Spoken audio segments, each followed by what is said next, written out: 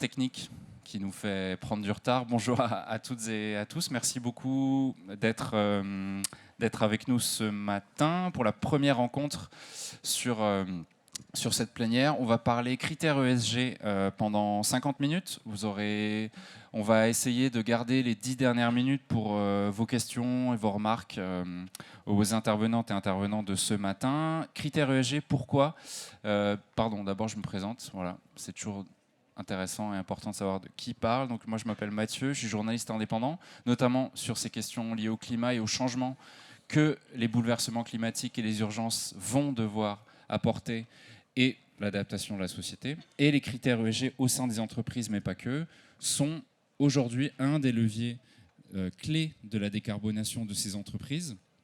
Et face aux exigences croissantes de transparence et de conformité, la collecte et la gestion de ces datas sont indispensables. Enfin, en tout cas, c'est une affirmation, mais c'est aussi une forme de question que je poserai là tout à l'heure. Et c'est indispensable pour répondre, certes, aux attentes des investisseurs et des régulateurs, mais c'est aussi de plus en plus important pour le public, pour les clients et pour les clientes directement.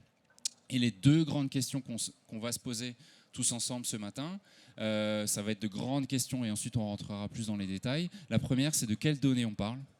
Premièrement, c'est peut-être intéressant de se poser cette question en préambule. De quoi on parle quand on parle des données et des critères ESG pour nos intervenantes et intervenants. Et l'autre question, c'est qu'est-ce qu'on en fait une fois qu'on les a récoltées, ces données.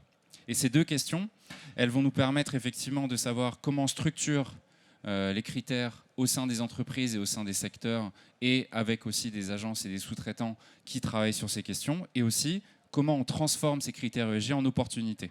Tout ça en 50 minutes, bien sûr.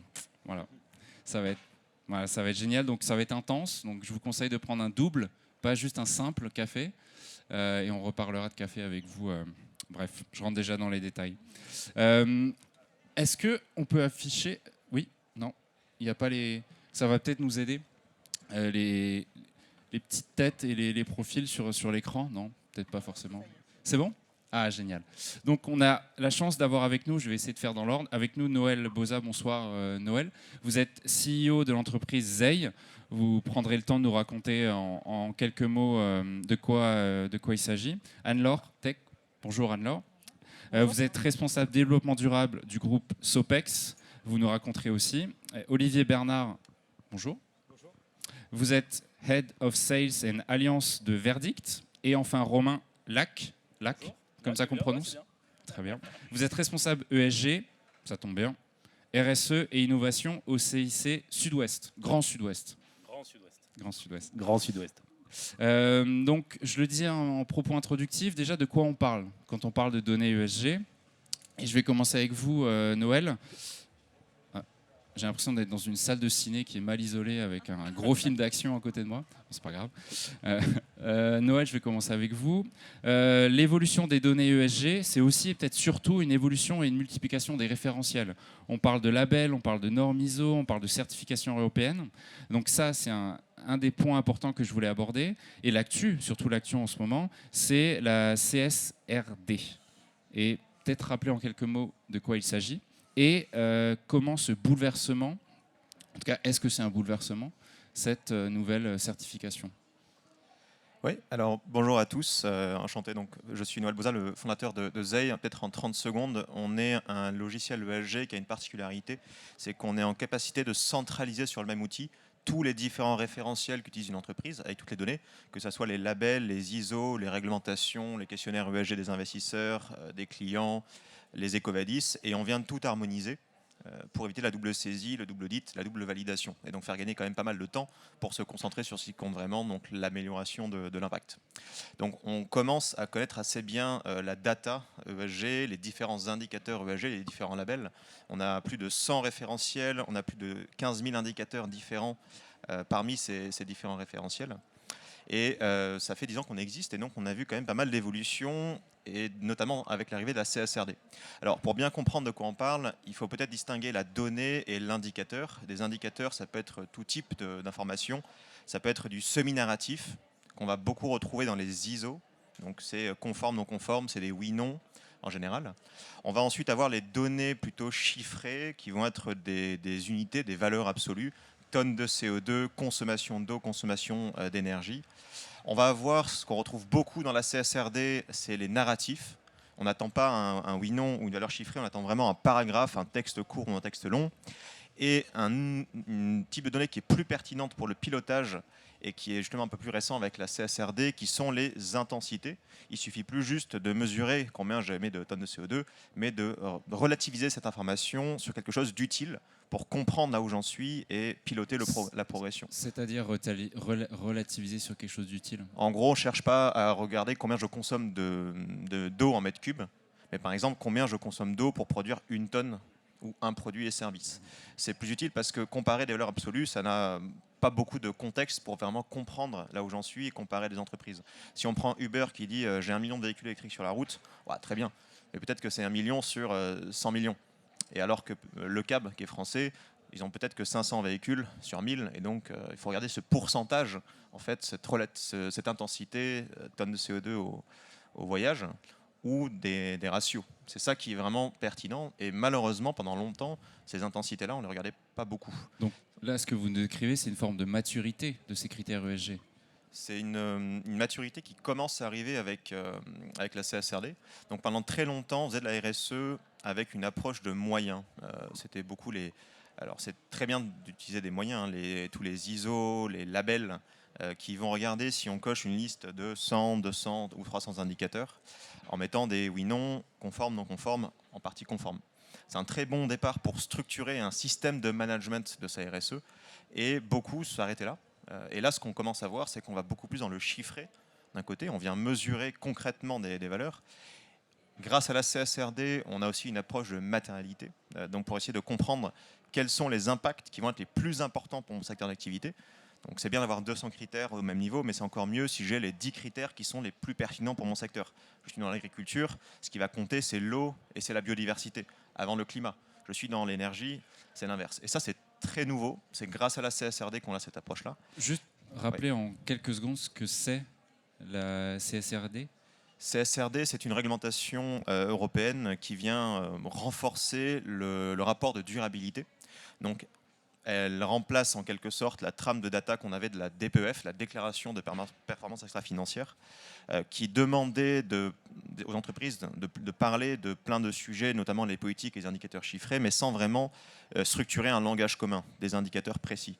Et la CSRD arrive avec un catalogue de 1200 indicateurs qui sont très bien pensés, qui sont très détaillés et qui vont être surtout comparables entre les entreprises. Je pense qu'on va y venir un petit peu après. Et donc, ça permet de rendre la donnée enfin compréhensible, benchmarkable entre différentes entreprises qui vont devoir parler un langage commun. Et parce que la CSRD commence à imposer cette structure, ça fait 2 ans qu'on commence à avoir justement des entreprises qui viennent parler d'intensité, de ratio, notamment parce qu'elles sont conscientes qu'à partir de 2027, elles vont être comparées sur ces données-là grâce à la CSRD. On va y venir dans un instant, mais là, on va avoir dans 2 ans des UCA de la RSE qui vont sortir grâce à la CSRD. Ouais. Et donc les entreprises commencent dès maintenant à se dire comment je fais pour avoir les meilleurs ratios, les meilleures intensités, les meilleurs impacts par produit ou service rendu, parce que demain, c'est ces données-là qui vont être comparées avec mes concurrents. On y reviendra effectivement, c'est ce que je disais, c'est peut-être ce gros changement qui attend sur les critères ESG, c'est que le public va directement s'y intéresser, beaucoup plus que maintenant. Je continue avec vous, Romain. Donc je rappelle que vous êtes dans le groupe CIC, donc une banque généraliste. En quoi les données ESG sont essentielles pour vous dans le secteur bancaire? Et petite spécificité, les données de vos clients, pas directement de ceux du groupe. C'est ça? Oui, exactement. Donc bonjour à tous, moi je m'appelle Romain Lac, effectivement je suis le responsable ESG du CIC Sud-Ouest. Donc rapidement, CIC Sud-Ouest, c'est une banque régionale qui appartient au groupe Crédit Mutuel Alliance Fédérale, qui a une petite particularité, on est le premier groupe bancaire français à mission. Donc c'est quelque chose qu'on a entamé depuis un petit moment, avec une de nos missions, c'est justement d'assurer la transition environnementale et solidaire de notre société au sens large, et donc de nos clients. Donc effectivement, nous c'est un enjeu assez important, voire... très important. Et pour arriver à atteindre ces objectifs, donc on s'est quand même fixé des objectifs assez ambitieux, puisqu'on s'est dit qu'on allait réduire de 20% l'empreinte carbone du groupe chez nos clients. Parce qu'en fait, ce qu'il faut savoir, c'est que je suis sûr que dans le public, vous êtes tous férus d'empreinte carbone de scope 1, 2 et 3. nous, au CIC, le scope 3, hein, c'est la fameuse empreinte déportée en amont, en aval, chez nos clients, chez nos fournisseurs. Nous, notre empreinte carbone, elle est à 98% chez nos clients. Donc si on veut agir sur les enjeux réels de notre empreinte carbone et donc du coup de l'empreinte globale, il faut qu'on soit en capacité de le faire chez nos clients. Et pour ça, on a besoin d'outils. Et les outils dont on va se servir pour le mesurer, fixer une trajectoire, c'est ces fameuses données ESG. Donc c'est en ça qu'elles sont capitales. Elles sont capitales pour nous, pour arriver à notre objectif. Et vous l'avez bien compris, c'est complètement interconnecté. Si on arrive à agir auprès de nos clients en les accompagnant, en orientant les investissements vers les investissements plus verts, entre guillemets, hein, on aura réussi notre pari et on pourra assurer notre transition également. Je me permets juste, c'est un nouveau métier. Alors pour moi, ça fait... On est quoi ? On est en mars 2025 ? Ça fait 6 mois que je suis nommé à ce poste. Donc effectivement, avant, les données ESG existaient, c'est ce qu'on a vu avec Noël. Pour autant, on n'avait pas nécessairement des gens qui s'en occupaient directement. Et ça faisait partie un peu de la révolution chez nous, de se dire il faut qu'on soit en capacité de pouvoir manager ça et de pouvoir l'influer dans tous les secteurs d'activité qu'on a, nous, dans la banque, donc en interne, mais en externe, et donc dans tous les marchés de la banque. Effectivement, c'est un nouveau métier, c'est passionnant et par contre l'enjeu il est quand même assez colossal puisqu'effectivement ces données-là et la façon dont tu les utilises, c'est pas forcément simple. C'est aussi pour ça que les entreprises elles doivent être accompagnées. Donc nous on est là pour les accompagner avec nos moyens. Moi je suis banquier, donc moi mes outils c'est quoi ? C'est du financement, c'est de l'accompagnement et forcément quand vous mettez en place une stratégie justement pour faire votre transition, ça va nécessiter des changements et c'est là où on peut amener notre savoir-faire qu'on a depuis très longtemps. Donc l'enjeu il est là. Et ça, encore une fois, on ne le fera pas tout seul, on le fait aussi avec des gens, c'est les gens qui sont avec moi autour de la table, pour accompagner cette transition. Olivier, je continue avec vous. Donc vous, chez Verdict, vous accompagnez les directions informatiques à réduire leur empreinte carbone. Le numérique, c'est un peu l'angle mort, généralement, quand on parle de réduction. Je me permets, sans no offense, comme on dit... partout. Mais on pense effectivement transport, on pense gouvernance, mais on ne pense pas du tout au numérique. Ou alors à vider sa boîte mail. Mais c'est un peu le degré zéro, non ? Oui, c'est vrai. C'est un sujet qui monte en importance. L'histoire du reporting extra-financier, c'est à l'origine de Verdict, la société dans laquelle je travaille. Je suis responsable du commerce et des partenariats au sein de Verdict. Et l'entreprise, elle a été fondée par une ancienne DSI, qui était DSI à l'international pour Alstom, et qui en 2018, lorsqu'elle menait un certain nombre de transformations digitales, a été confrontée à l'équipe de reporting extra-financier, qui est venue la voir en lui disant « Qu'est-ce qu'on peut raconter de nos transformations digitales dans un reporting extra-financier ?» Et là, Christine Ekman a un peu séché. Elle s'est dit, je ne vois pas trop le rapport entre numérique et reporting extra-financier, durabilité. Elle a creusé le sujet et c'est comme ça qu'est née la solution Verdict, qui est une solution qui permet d'embarquer les directions informatiques dans la démarche RSE du groupe. Alors c'est vrai, le numérique est souvent vu comme l'épaisseur du trait dans un bilan carbone. On va être on va travailler sur les 2% que mentionnait juste avant.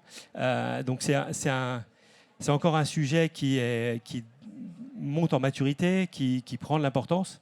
Il faut savoir quand même que le numérique aujourd'hui, c'est 4,4% des émissions de gaz à effet de serre, selon le dernier rapport de l'ADEME. Plus que le secteur de l'aviation. Plus que l'aviation, autant que le transport routier. Et puis avec une croissance de 8 à 10%, on est sur une croissance exponentielle. Donc c'est un sujet qu'il faut adresser rapidement. Et il faut pouvoir l'adresser au travers d'indicateurs, au travers d'éléments de mesure. Jusqu'à présent, comme Noël l'a mentionné tout à l'heure, en termes de numérique responsable, on a beaucoup travaillé sur de la sensibilisation, des bonnes pratiques, de la labellisation. Et nous, on se retrouve, on rencontre maintenant des clients qui nous disent voilà, ça y est, on s'est labellisé, on a notre label numérique responsable niveau 2, mais on est incapable de valoriser les actions qu'on mène auprès de notre direction générale parce qu'on ne sait pas d'où on est parti, on ne sait pas où on va. Donc en termes de bilan carbone, on ne sait pas ce qu'on a pu économiser. On cherche vraiment à avoir des éléments tangibles pour se mesurer. Et c'est là que Verdict intervient en proposant une plateforme RSE pour l'IT qui permet d'évaluer la performance d'un système d'information sur l'aspect environnemental, mais aussi social et économique. Je me permets de rester avec vous. Il n'y a pas une question aussi de connaissance de l'impact du numérique aussi à apporter à vos clients parce que Si, il y a un vrai sujet d'acculturation, de sensibilisation. La matérialité d'Internet. Voilà. On a trop tendance à parler de virtuel, de nuages. Et derrière, en fait, c'est beaucoup de serveurs, beaucoup de data centers qui représentent près de la moitié de l'empreinte du numérique aujourd'hui. Et puis avec l'essor de l'IA, cet usage du numérique, la consommation énergétique associée, elle explose. On l'a vu avec les derniers rapports extra-financiers de Microsoft ou de Google. Leurs émissions carbone, elles ont explosé du fait de l'IA. Donc c'est des sujets qui vont prendre de plus en plus d'importance. On voit maintenant des DSI qui ont un objectif carbone dans leur objectif annuel. Jusqu'à présent, ils avaient surtout les objectifs financiers. On leur dit bon, le numérique, ça coûte cher, essaye de faire mieux pour moins cher. Maintenant, on leur demande aussi de mesurer leur empreinte carbone, de la réduire. Et on a des entreprises comme AXA, par exemple, où les différents DSI ont un objectif carbone dans leur feuille d'objectif annuel. Donc dioxyde de carbone, mais biodiversité, eau. Oui, bien sûr. Après, le bilan carbone, c'est la première étape, souvent. C'est le premier sujet adressé par les clients.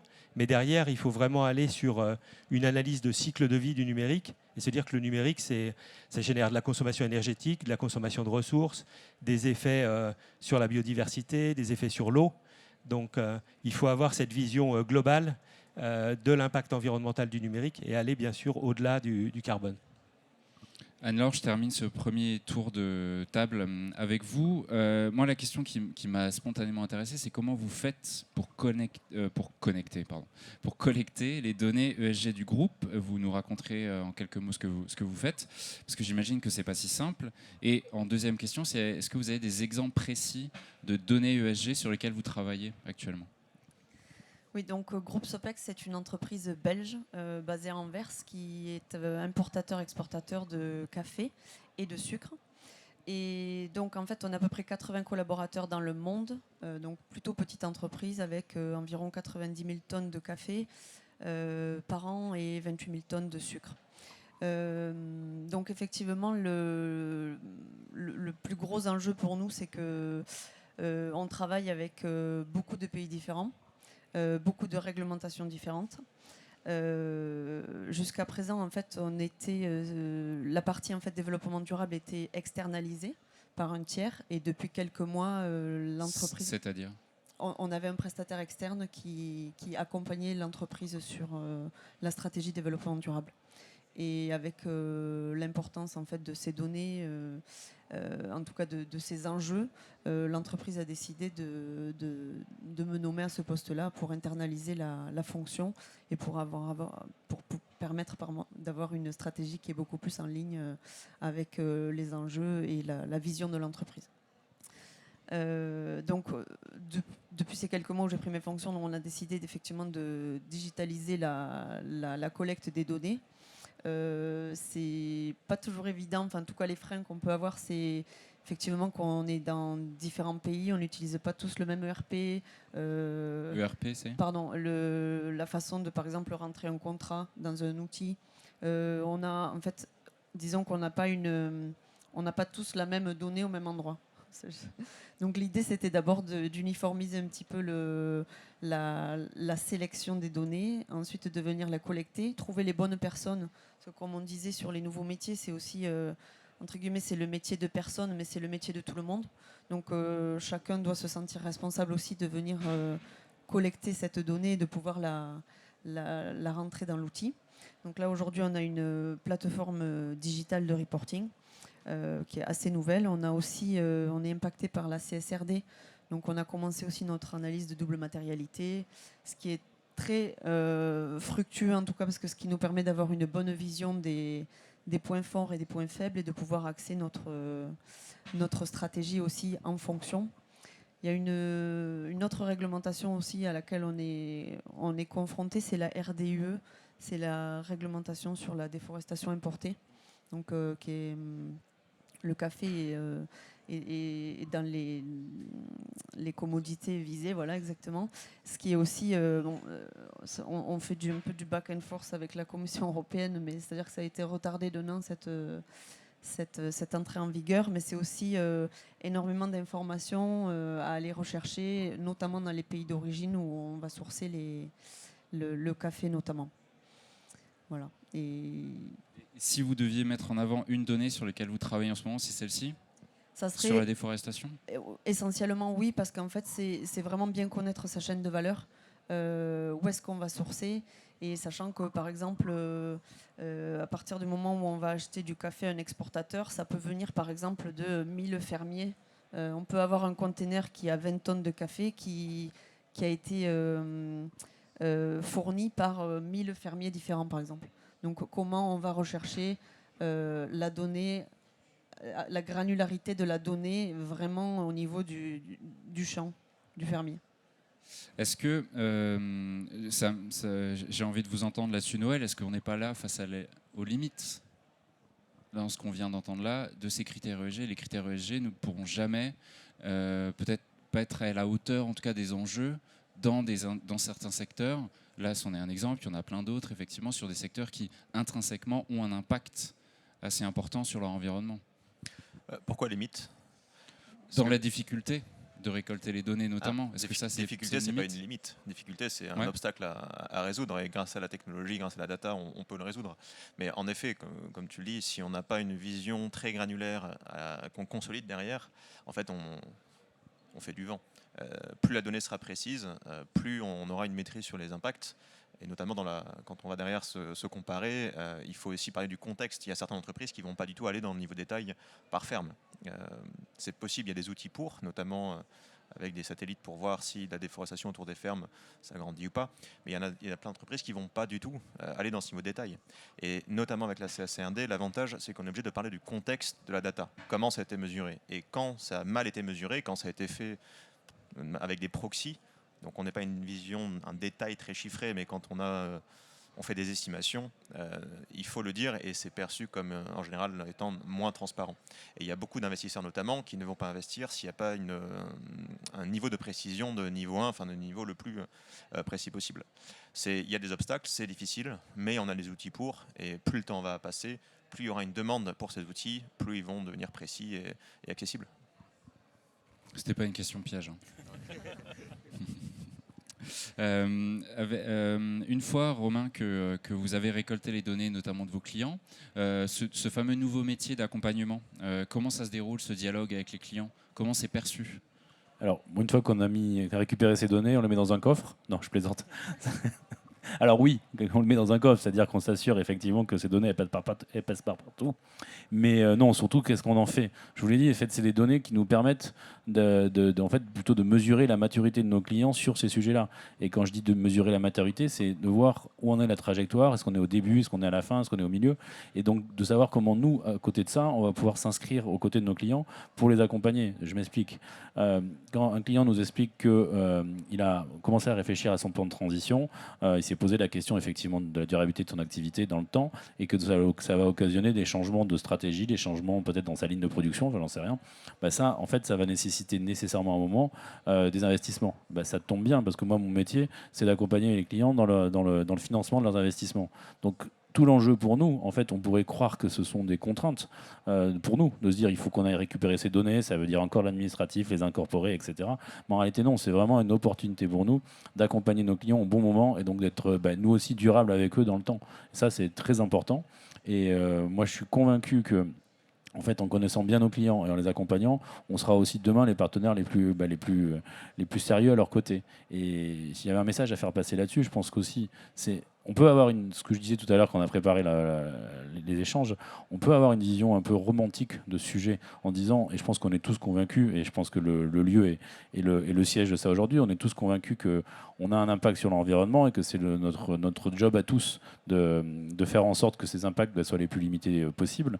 Mais cette vision-là, on peut aussi la corréler à une vision business. Et je m'explique.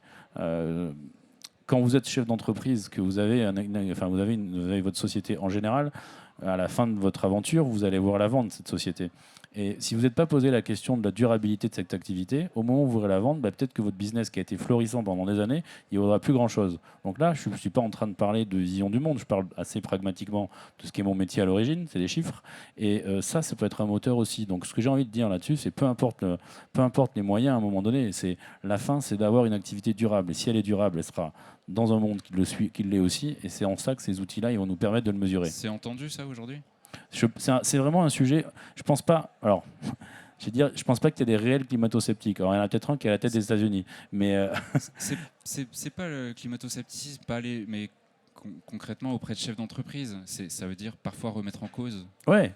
Mais encore leur une fois, business model. c'est toujours, en rien ce que tu disais tout à l'heure, c'est pas des limites, ça peut être difficile parce que des fois, changer son modèle, c'est pas évident. Donc il faut arriver à le faire, il faut se faire accompagner, se poser les questions, peut-être pas tout changer d'un coup, mais commencer à y réfléchir, commencer à influer ça, parce que de toute façon, à un moment ou à un autre, quand on est dans un monde avec des ressources qui sont finies, on le sait, avec des changements climatiques qui sont importants, la question, enfin, ne pas se poser la question, c'est mettre en péril sa société. Donc oui, évidemment, en fonction de la maturité justement du dirigeant ou de la dirigeante sur cette question-là, la prise de conscience sera plus ou moins longue, plus ou moins difficile. Mais aujourd'hui, moi, j'ai jamais rencontré quelqu'un qui dit moi, j'y crois pas et je vais absolument rien faire après moi le déluge. Ça n'existe pas. Soit c'est une posture parce qu'on n'a pas envie d'y aller, mais au fond, on est tous convaincus de ça. Alors, une fois que vous avez récolté ces données, est-ce que ça a un impact sur des décisions stratégiques du groupe? Est-ce que vous en êtes à ce niveau-là aujourd'hui ou vous êtes encore dans la phase de récolte? Je dirais qu'on est un peu dans les deux, parce qu'en tant qu'entreprise, on a aussi, je rejoins ce que tu viens de dire, c'est que je vais essayer de structurer ma réponse. Donc, en fait, Pas de pression. l'idée, c'est effectivement de pouvoir agir sur les 3 piliers. En tant qu'entreprise, on a besoin aussi d'avoir de faire vivre l'entreprise de façon économique. Et après, on a une chaîne de valeur complexe où on a, on va dire, autant d'enjeux sur l'aspect sociétal qu'environnemental. De par les pays où on va sourcer le café. Je parle beaucoup café parce que c'est plus, entre guillemets, vraiment le vif du sujet en ce moment. Et sur la partie environnementale, de par aussi tous les enjeux qui sont liés avec notamment la déforestation, etc. Une fois qu'on a récolté les données, on pourrait très bien se dire, ok, ben là typiquement ce fournisseur, ah ben là non, on a vérifié, le café qui nous amène, ça vient de parcelles déforestées, on ne travaille plus avec lui. Mais ça ne peut pas marcher non plus comme ça en fait. On a aussi besoin, en tout cas, de créer un accompagnement pour l'accompagner. Donc on met en place des coachings, on l'accompagne. De manière à pouvoir continuer à travailler avec lui. Il a une famille à faire vivre, il a besoin de vivre lui aussi. Et en fait, parce que nous, on décide que la réglementation maintenant, c'est ça, lui, il ne peut plus avoir de source de revenus, ça ne peut pas marcher comme ça. Donc en fait, on est entre guillemets à 2 vitesses pour répondre à la question. Un, oui, ça fait partie de nos décisions stratégiques de voir comment on peut utiliser cette donnée. Et 2, on a aussi l'obligation de vraiment accompagner ces fournisseurs aussi à l'origine, et on doit vraiment travailler sur toute la chaîne de valeur. Donc il y a les discussions, on va dire, en comité de direction, ou qu'est-ce qu'on fait, mais il y a aussi comment on accompagne et combien on est prêt aussi à mettre. Et l'idée, c'est aussi de dire on doit pouvoir assurer qu'on n'aura pas de rupture aussi dans notre chaîne d'approvisionnement, de manière à continuer à avoir une entreprise profitable. C'est un jeu d'équilibriste assez complexe. Assez intéressant. Et assez intéressant, effectivement. Moi, je suis négatif, vous êtes positif. Voilà, on s'est réparti les rôles comme ça. Olivier, sur le numérique, vous avez commencé à nous parler de bonnes pratiques avec AXA. Est-ce que vous en avez d'autres à nous partager sur comment des entreprises s'emparent de cet impact négatif, pour le coup, du numérique aujourd'hui ? Oui, tout à fait.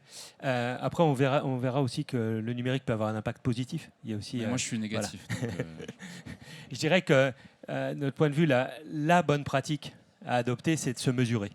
C'est d'être capable de savoir ce que pèse aujourd'hui le numérique dans l'entreprise en termes d'impact environnemental, peut-être aussi d'impact social et d'impact économique, si on a la maturité pour avoir une approche RSE de l'IT.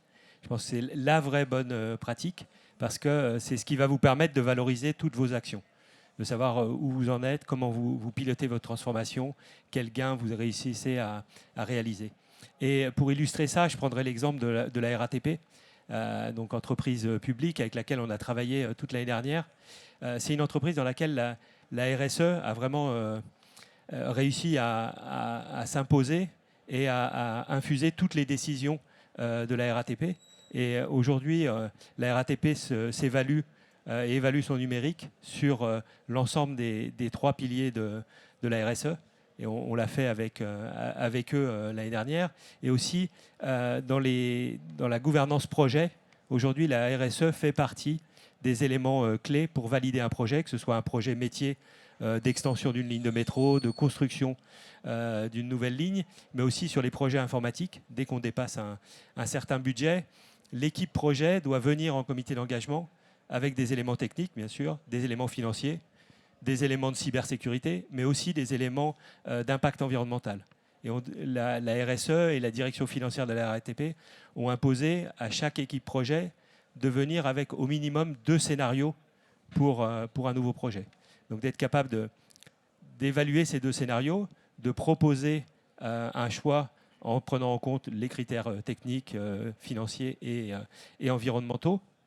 Et ce qu'on constate, c'est que dès lors qu'on commence à travailler sur des scénarios alternatifs, qu'on essaye de mettre en place une démarche d'éco-conception dans le numérique et dans les nouveaux projets, on voit, ça suscite de la créativité dans les équipes, ça permet d'imaginer de nouvelles solutions, de prendre des solutions plus sobres, de choisir des équipements plus responsables. Est-ce que les collaborateurs, pardon de vous couper, les collaborateurs et collaboratrices se sentent plus responsables, peut-être Oui, on leur aussi. confie ces Oui, scénarios dès lors que, en fait, dans toutes les décisions de l'entreprise, le sujet RSE, le sujet ESG est pris en compte, ça devient un changement de culture dans l'entreprise qui impacte tous les collaborateurs. Et on a constaté donc des réductions d'impact sur les projets informatiques qu'on a évalués avec eux. Et important aussi, des retombées économiques avec des économies de 10 à 20% sur le coût des projets. Donc cette démarche, comme elle se traduit aussi par des économies financières, elle passe encore mieux dans le, dans le dispositif et dans le process de gouvernance de la RATP. Donc ça, c'est un exemple, mais on a aussi des clients industriels, des clients dans l'assurance qui, aujourd'hui, maintenant, veulent vraiment se mesurer de façon la plus automatisée possible. On a vu une courbe de maturité avec des gens qui ont travaillé sur de la sensibilisation, différentes actions auprès des collaborateurs. On parlait de la boîte mail, de Digital Cleanup Day et autres activités comme ça. Mais maintenant, on arrive à un stade où les entreprises veulent pouvoir se mesurer régulièrement et alimenter leur reporting extra-financier avec des indicateurs RSE aussi pour le périmètre de la DSI. La CSRD fait que la durabilité est un sujet de direction générale, de COMEX, et ensuite toutes les directions fonctionnelles se retrouvent avec des objectifs pour contribuer à cette démarche RSE. Et ce qu'on constate, c'est que les directions informatiques, elles n'y échappent pas, elles doivent elles aussi contribuer à cette démarche et démontrer des gains au quotidien. C'est ce que vous constatez aussi, Noël, avec l'entreprise avec lesquelles vous travaillez, mais pas que celle avec qui vous travaillez. Il y a une prise de conscience et une envie de mesurer et une envie d'agir derrière, une fois qu'on a ces données collectées. Oui, il y a 2 grosses évolutions justement liées à ça. C'est qu'on ne fait plus de la RSE que pour du reporting. Les entreprises, elles ont bien compris aujourd'hui qu'il fallait faire de la RSE pour progresser le plus vite possible. Une des premières raisons, c'est l'actualité géopolitique. C'est qu'on voit notamment en Europe, on importe tout. Le café, parce qu'on n'en fait pas en Europe, mais tous les matériaux, on les importe. On importe l'énergie, à part l'électricité. Enfin, on est quand même très dépendant des flux du commerce et donc la disponibilité notamment en ressources. Et donc là, on voit quand même de plus en plus de directions d'entreprise qui sortent les responsables RSE de leur placard pour les mettre vraiment au cœur de la stratégie, parce que si on n'est pas résilient sur ces matières premières, si on ne limite pas ces risques et si on ne réfléchit même pas à quels sont les produits ou services durables que je pourrais développer dès maintenant pour avoir des opportunités demain, quand il y aura beaucoup moins d'eau, pour produire des solutions plus sobres en eau, alors les entreprises ont conscience maintenant qu'elles vont disparaître. Et donc c'est passé vraiment de quelque chose de secondaire à quelque chose de stratégique. Et il y a un deuxième élément qui est moins lié à la géopolitique, qui est plutôt lié en grande partie grâce à la CSRD, c'est que beaucoup ont compris que si elles ne faisaient pas de RSE, en fait, demain, elles vont perdre leurs clients, leurs talents et leurs investisseurs. Parce que jusqu'à maintenant, il y avait toutes les études du monde qui disaient la RSE, tout le monde s'y intéresse. Les talents, avec 2 tiers des jeunes qui ne veulent pas travailler pour une entreprise à impact. Les salariés d'entreprise, pour qui, depuis 2017, le sens est passé devant le salaire dans la motivation au travail. C'est la première fois dans l'histoire de l'humanité qu'il y a quelque chose qui est passé devant l'argent pour motiver les salariés. Dans les donneurs d'ordre, c'est 3/4 qui intègrent du scope 3 dans leur chaîne de valeur, dans le carbone dans la chaîne de valeur. Et les investisseurs et les banquiers, pareil, de plus en plus de pré-impact. Sauf que jusqu'à maintenant, il n'y avait pas vraiment d'impact en termes de compétitivité pour les entreprises. Parce que l'accès à la donnée, en fait, c'était pas compréhensible, c'était pas benchmarkable. C'était dans des rapports RSE de 300 pages, des définitions qui sont différentes, beaucoup de semi-narratifs et de narratifs, très peu d'indicateurs chiffrés et comparables. Et la CSRD, elle change la donne pour deux raisons. Le premier, c'est comme on a dit, les données deviennent enfin transverses et comparables entre les entreprises. On parle de valeurs chiffrées de résultats, pas de moyens uniquement. Et le deuxième élément qui change tout, et ça on ne le sait pas encore en général, c'est que les données de la CSRD vont être partagées en open source dans une plateforme européenne à partir de 2027.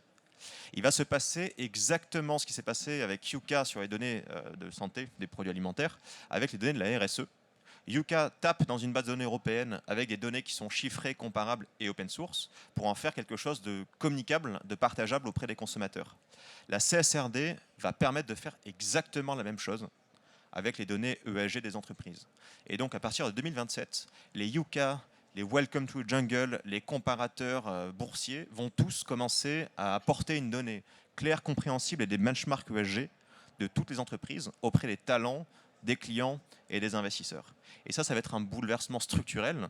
Ça va tout changer. Et les entreprises vont devoir être meilleures sur leurs impacts quantitatifs, chiffrés, et donc pas simplement faire du reporting, mais vraiment être le champion sur ces indicateurs-là pour être compétitif demain. C'est ça, j'avais une petite question. Quelle heure est-il ? Hop, on a 1 minute, un peu plus, allez. J'avais une petite question bonus. C'est ce qui, pour vous, bouleverse le plus votre structure, si on parle critères ESG. J'ai bien compris, effectivement, avec vous, Noël, que c'était ça, que ce côté open source, et le côté géopolitique, effectivement, qui sort du placard. J'aime bien cette image, sort du placard les personnes de la RSE.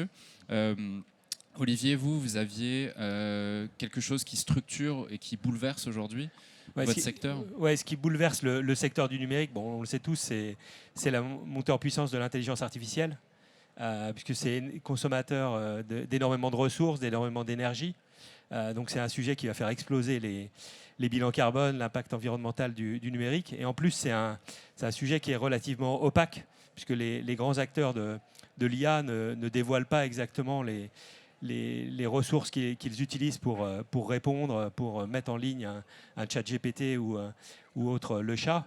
Et du coup, c'est un vrai sujet aujourd'hui pour les entreprises qui se posent la question de, oui, il faudrait que j'adopte l'IA, mais de façon responsable et que je continue de maîtriser l'impact environnemental de mon numérique. Donc là, c'est un nouveau chantier sur lequel on est tous en train de travailler pour aider les entreprises à utiliser une IA, mais de façon responsable. Une IA responsable, parce que ce n'est pas un oxymore. Ça mériterait une suite. Oui, tout à fait. Anne-Laure, on a bien compris effectivement que les données liées à la déforestation, c'est clé pour vous. Est-ce qu'il y a d'autres choses aujourd'hui qui structurent et qui bouleversent ou vont bouleverser ? Je pense que le plus gros challenge, ça va être d'embarquer tout le monde dans la chaîne de valeur et à commencer par l'interne vraiment au sein de l'entreprise. Comment on fait rentrer tous les collaborateurs ? Comme je disais en préambule, en fait, c'est le métier de personne, mais c'est le métier de tout le monde. Donc, en fait, comment arriver à former, mais pas comme ajouter une couche et mais non, moi, en fait, dans ma journée, j'ai pas le temps. Non, en fait, ça fait partie de ton métier. Et aujourd'hui, ton métier, ça veut dire ça. En fait, ça doit être le travail de chacun au quotidien. Moi, j'estime que mon métier ne devrait pas exister dans l'entreprise à terme, parce qu'en fait, chacun devrait prendre sa part de responsabilité à son poste au quotidien. Donc pour moi, je dirais mon plus gros challenge, il est là. Disparaître, c'est une belle ambition. Romain ? J'allais dire exactement la même chose. Je pense que effectivement, si j'ai bien fait mon travail, si on a bien fait notre travail, mon poste n'existera plus. J'en suis convaincu parce que c'est pas un nouveau domaine. C'est des outils qui vont nous permettre de remplir nos objectifs. Et pour nous, dans la finance, je pense que c'est juste une nouvelle dimension. C'est-à-dire qu'aujourd'hui, quand on regarde une entreprise, on regardait assez basiquement, on faisait une analyse financière, on a les bilans, mais je crois que ces éléments-là, c'est des éléments supplémentaires. Nous, c'est la normatisation de ces données, ça a enlevé une espèce de brouillard autour de ça, et on doit se poser la question de mon entreprise que j'accompagne, elle est performante, mais est-ce qu'elle sera performante dans le temps ? Et c'est ça qui est vraiment essentiel pour nous.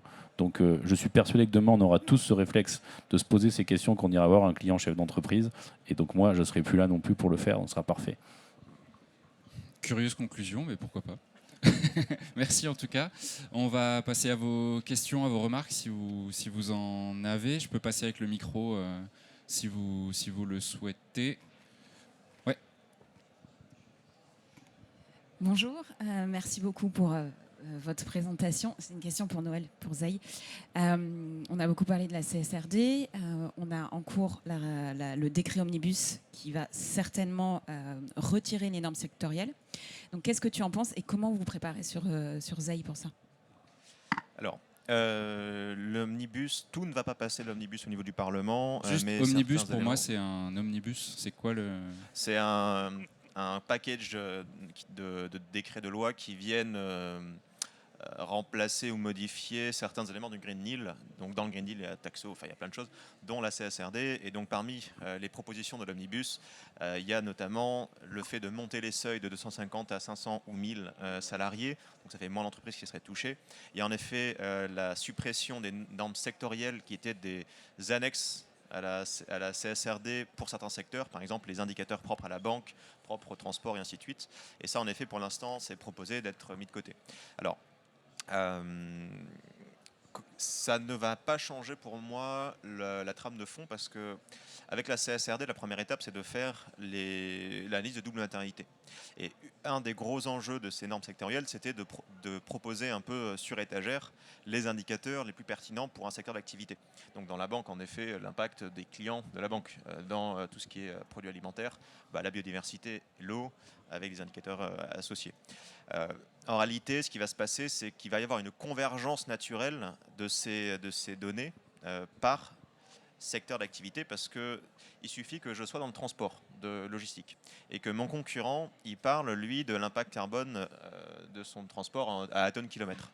Moi, je ne le fais pas. Et j'ai la moitié de mes concurrents qui le font. Si moi, je ne commence pas à parler de ça et que mes concurrents le font, surtout si tout est transparent, mis et benchmarké, je vais être perçu comme non transparent. Et donc, naturellement, les entreprises du même secteur vont aller converger vers les mêmes indicateurs, les mêmes unités de langage, sans forcément que ce soit poussé par le reporting. Et ça, c'est une réponse que je peux donner sur tout l'omnibus de la CSRD. Si on n'est plus soumis à la CSRD parce que c'est la loi, on va l'être parce que c'est le marché qui me l'impose. Et donc, mine de rien, je pense que l'omnibus ne va pas trop éroder l'impact réel de la CSRD sur les entreprises. Merci. Est-ce qu'il y a d'autres questions? Oui. Bonjour, merci beaucoup pour les échanges. Encore une question pour vous, Zei. Noël, sur Zei, pardon, excusez-moi. Moi, ce qui m'intéresse, c'est en effet la collecte de données, c'est important, mais on se dit que en effet, va falloir accélérer, donc c'est un peu ce que votre plateforme elle fait. Mais j'aimerais savoir comment elle marche pour pas qu'il y ait de doublons, en fait, de vraiment synchroniser en centrale plein de données, devoir les reporter dans l'outil, devoir refaire des modifs derrière. Enfin, comment ça marche? Est-ce que vous utilisez l'IA? Enfin, comment ça peut vraiment alléger la charge de travail quand on est responsable ESG? Alors, peut-être en 20 secondes pour ne pas faire une page publicitaire. Moi, ça m'intéresse. En gros, le gros problème de la gestion de la data chez les entreprises, c'est la double saisie, le double audit, la double vérification. C'est quand j'ai 3 investisseurs, ils me demandent tous 3 Excel avec des données presque pareilles, mais pas dans le même ordre et pas les mêmes définitions. Puis j'ai ma banque qui m'envoie son questionnaire, puis j'ai mon EcoVadis qui me pose une question sur notre plateforme, puis mon bilan carbone, puis ma CSRD.